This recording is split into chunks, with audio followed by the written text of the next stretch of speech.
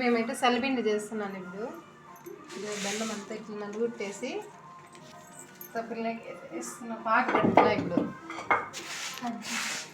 సలిపిండికి పాక పట్టేకి బెల్లం అంతా ఇట్లా పొడి చేసి మరి పెద్దగా అయితే వేయకూడదు. ఇవి చిన్న చిన్నగా వేసుకోవాలి. ఇంత చిన్నగా పీస్ చేసి పొడి చేసి వేసుకోవాలి. పెద్దగా వేస్తే పాక బిర్యానీ కాదు.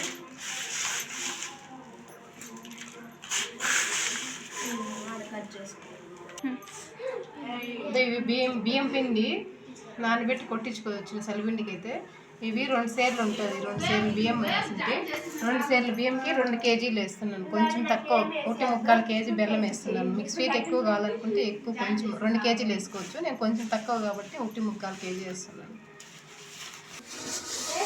సలిపిండికి పాక అయితే పడుతున్నాము. ఈ గ్లాస్తో నీళ్ళు గ్లాస్ వేస్తున్నాము. పాక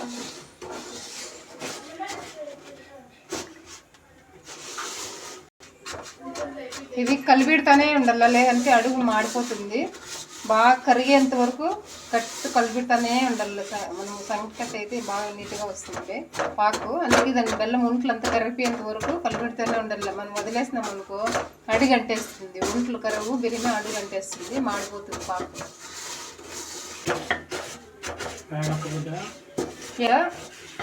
ఏలక గుడ్లు 10 గుడ్లు కొట్టేస్తాను.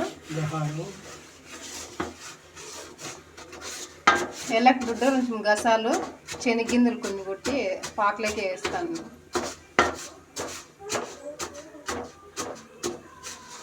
బాగా కరిగేంత వరకు కలిపెడుతూనే ఉండాలి. ఒంట్లు ఉంటుంది. అట్లే వదిలేసినాం అనుకో బాగా మళ్ళీ పాకు బాగా రాదు. పాకు కలిపెడుతూనే ఉండాల. మళ్ళీ బియ్యం పిండి మనం పొద్దునే నానేస్తే మధ్యాహ్నం కొట్టించుకొచ్చే ఇలా, లేదు మధ్యాహ్నం నానేస్తే బియ్యము సాయంకాలం కొట్టించుకొచ్చే ఇలా. మనం ముందు రోజు నానబెట్టి మరుసనాడు కొట్టించుకొస్తే పులిసిపోతుంది పిండి, బాగుంటుంది. మళ్ళీ సలిపిండి చాలా పులిసిపోతే పుల్లగా ఉంటుంది, మళ్ళీ స్మెల్ ఎక్కువ వచ్చేస్తుంది.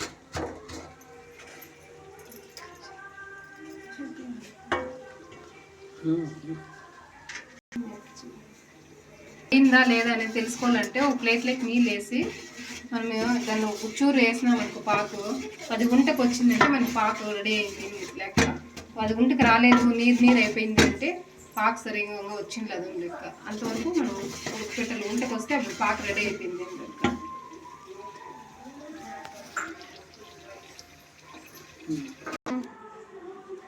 నేను పాకు అయితే కొంచెం ఏమైనా ఎక్కువ అవుతుందేమో అని డౌట్ మీద కొంచెం తీసి పెడుతున్నాను. ఒకవేళ తక్కువ వస్తే మళ్ళీ అదే యూజ్ చేసుకోవచ్చు. సరిపోయేటుకుంటే ఏమో వేయాల్సిన అవసరం ఉండదు. కొంచెం పిండి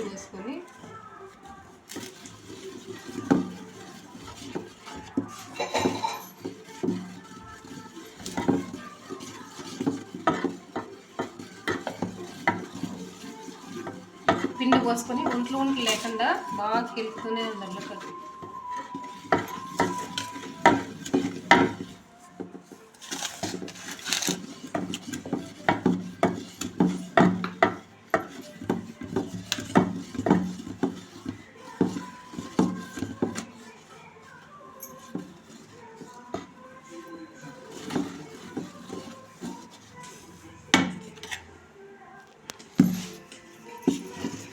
బాగా ఇట్లా కెలుపుతూనే ఉంటుందండి. పిండి బాగా ఉండకూడదు.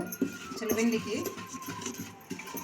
టేస్టీగా ఉండాలంటే మీకు కొబ్బరి కూడా వేసుకోవచ్చు. ఒట్టి కొబ్బరి వేసుకొని శనగింజలు, ఒట్టి కొబ్బరి, ఎలక గుడ్లు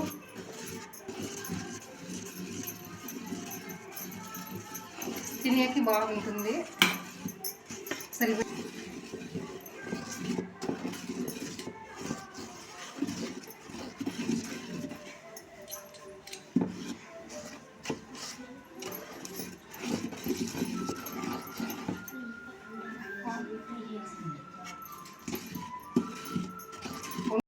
బాగా గట్టిగా ఎంతవరకు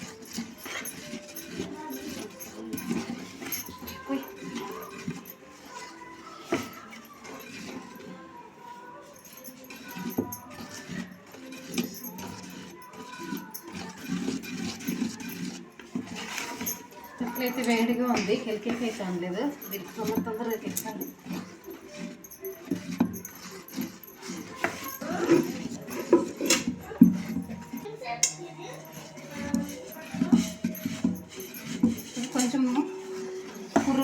ఉంది అనుకుంటున్నాము. ఇది కొంచెం ఇదంతా బియ్యం పిండి అంతా బిగుసుకునే కొద్దికి గట్టిగా అయిపోతుంది. మనము చాలా గట్టిగా పోసేసినాం అనుకో మళ్ళీ మనం చలివింటి నీళ్ళకి అయితే తట్టుకునేకైతే రాదు.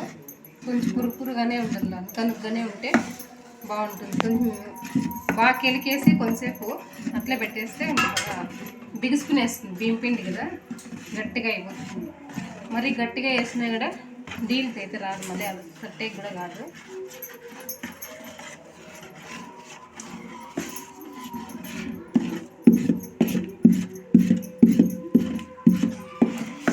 నీట్గా ఉండలు లేకుండా కెలకాలి. ఇది ఉండలు ఉంటే కానీ మళ్ళీ బాగుంటుంది. బియ్యం పిండే ఉంటుంది.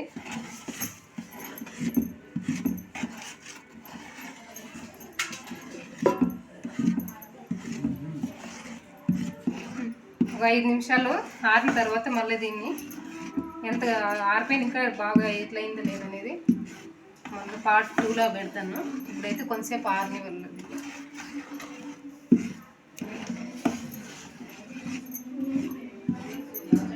బాయ్.